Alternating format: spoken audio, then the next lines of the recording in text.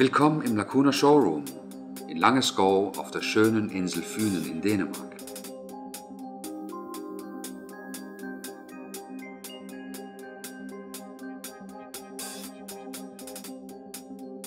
Lacuna stellt Falltüren her, die bis zu 6 Metern breit und bis zu 2,80 Meter hoch sind. Wir fangen mit einer dreiflügigen Falltür an. Diese öffnet sich von links nach rechts oder von rechts nach links. Dann öffnen wir so, zuerst der eine Griff, dann der andere, dann schubse ich hier ein wenig und die Tür ist geöffnet. Jetzt zeige ich eine vierflügige Lösung. Die Aufteilung der vierflügigen Falltür ist, dass 3 Flügel immer auf eine Seite gehen, während ein Flügel auf die andere Seite geht. Die Falltür hat immer eine ungerade Anzahl Flügel, die auf jede Seite aufgehen. Wir machen auf die gehende Tür zuerst.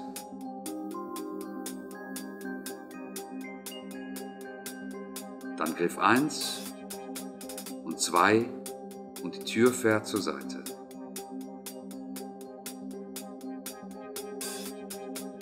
In der stehenden Tür ist ein Schloss, oben und unten.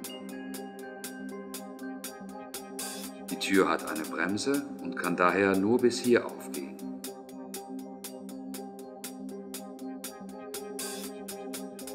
Eine Lacuna-Falltür ist gegen Windböen gesichert, sodass ich mich von dieser Seite dagegen lehnen kann und dasselbe von der anderen Seite. Dieses ist durch die Aufhängung der Lacuna-Falltür gesichert. Um die Falltür zu schließen, fahren wir zunächst die Flügel wieder ein und verriegeln sie.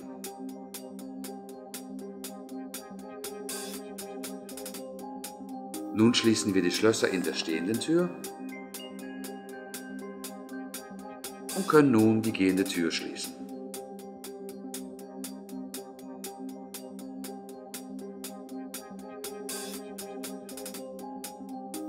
Eine Lacuna-Falltür kann ein integriertes Fenster enthalten. Das Fenster ist von oben gehängt und geht nach außen auf. Das Fenster kann von oben bis zum Türgriff reichen,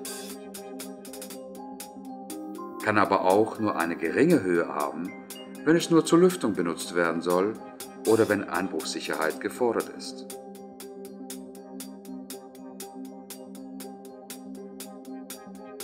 Ein in eine Lacuna-Falltür eingebautes Fenster kann nur in einem der äußersten Flügel angebracht werden.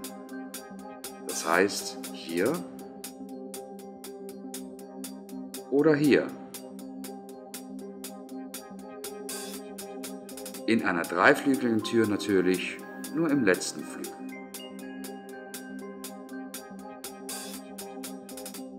Der Grund hierfür ist, dass wenn das Fenster zum Beispiel hier wäre, dieses beim Öffnen eine Scheibe kaputt schlagen könnte.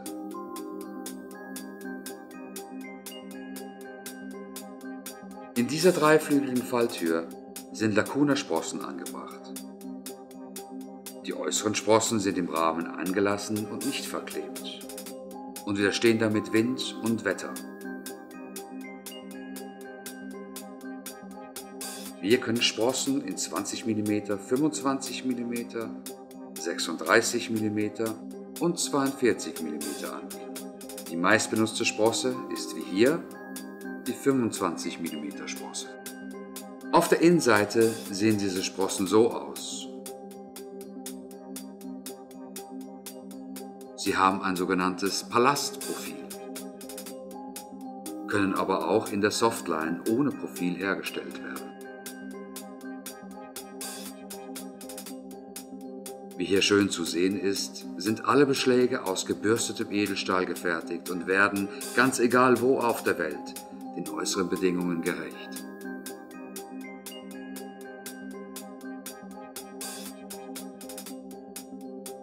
Einer der elementärsten Teile des Lacuna-DNA ist, dass unsere Falltüren absolut luftdicht und schlagregenfest sind.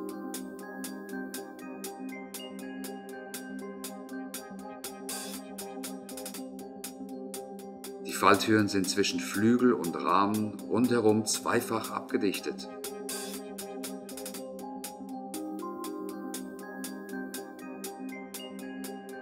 Auch zwischen den Flügeln ist doppelt abgedichtet.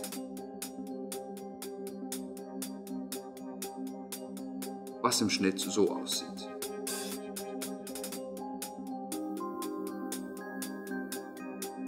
Hier sehen Sie eine fünfflügelige Falltür.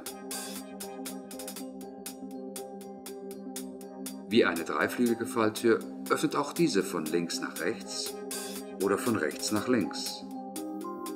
Eigentlich ist die fünfflügelige Falltür eine Verlängerung der dreiflügeligen. Wiederum öffnen wir den ersten, dann den zweiten Türgriff, schieben die Flügel aus, öffnen die nächsten Türgriffe und schon ist die fünfflügelige Falltür offen, analog zu der dreiflügeligen.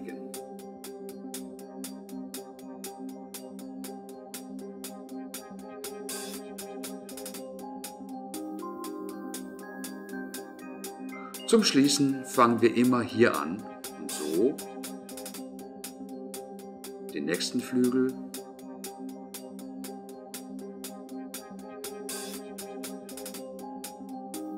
und nun die gehende Tür. Für Lacuna sind Design und Ästhetik sehr wichtig. Wiederum die Beschläge in säurefestem, gebürsteten Edelstahl. Diese Griffe sind gefedert, sodass auch eine große Hand diese einfach bedienen kann. Die Griffe haben einen Diameter von 18 mm. Die Scharniere sind auch 18 mm und der Türgriff der gehenden Tür ist ebenfalls 18 mm. Der Verschlussmechanismus in der Tür sieht wie folgt aus. In diesem Flügel hat der Verschluss nur eine Funktion, nämlich dass die Tür geschlossen wird, unten und oben, was nur der Sicherheit dient, da dieser Flügel nicht ausfährt. Das tut jedoch dieser Flügel. Also, dieser vertikale Verschluss sichert die Tür und diese Tür bringt die Falttür zusammen.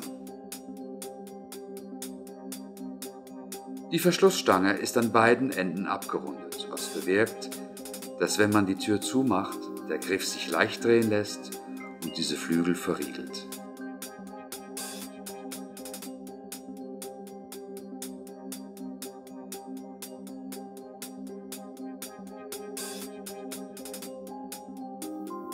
Dies hier ist eine sechsflügelige Lacuna-Falttür. Hier öffnen wir die gehende Tür in der Mitte, um raus und rein zu gehen. Den zweiten Flügel machen wir so auf und haben nun die Öffnung einer Doppeltür, wo die beiden Flügel außen verankert sind. Wenn das Wetter richtig schön ist, macht man also die ganze Falltür so auf.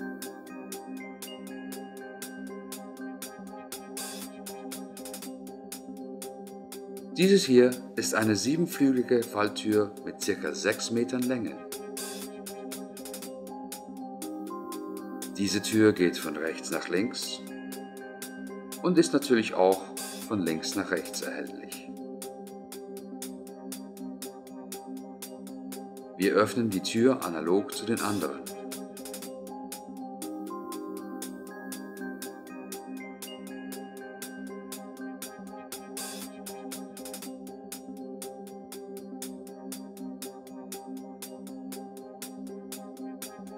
Und wenn das Wetter richtig schön ist, haben wir so ganze 6 Meter aufgemacht.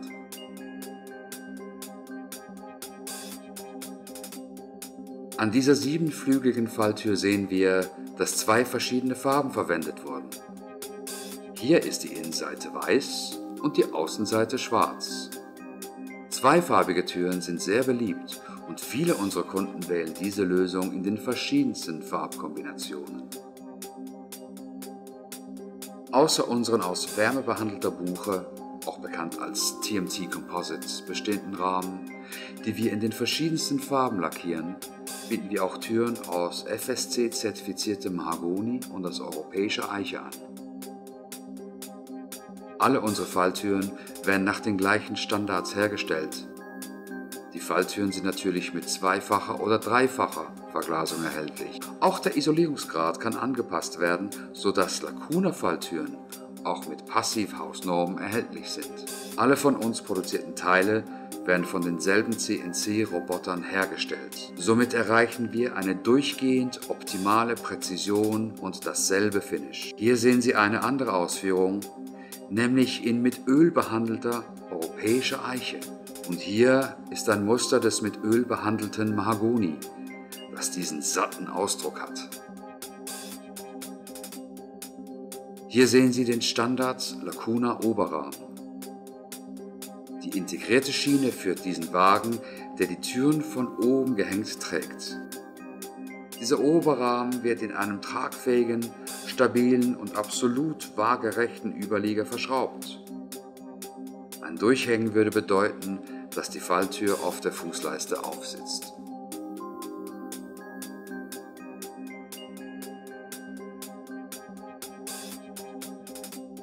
Dieser Oberrahmen ist etwas höher als der andere, ca. 2 cm, und ist mit Kohlenfaser verstärkt.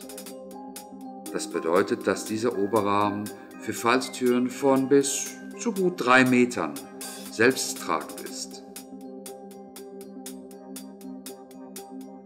Der Oberrahmen soll natürlich trotzdem verschraubt werden, um Winddruck widerstehen zu können. Der Oberrahmen kann allerdings die Türen tragen und bleibt waagerecht. Für eine Falltür ist Dimensionsstabilität entscheidend. Darum testen wir unsere Produkte eingehend. Dieser Rahmen hat ein ganzes Jahr im Meerwasser gelegen. Wir sehen die schöne Korallenbildung, doch wir sehen auch, dass der Rahmen keine Risse in der Lackierung hat. Wäre der Rahmen aus Nadelholz, so würden wir viele Risse im Lack sehen, da sich das Nadelholz im Wasser ausgeweitet hätte. Es ist klar, dass sich die einzelnen Flügel einer Falltür nicht ausweiten dürfen, da sie ja zusammenpassen müssen. Die maximale Ausweitungstoleranz sehen wir bei 0,5 mm. Dieser Rahmen hat sich etwas weniger als 0,5 mm ausgeweitet, obwohl ein ganzes Jahr auf dem Meeresboden im Hafen von Kerteminde gelegen hat. Die einzigen Abschabungen, die wir sehen, stammen von den Seilen der Sandsäcke, an die der Rahmen festgebunden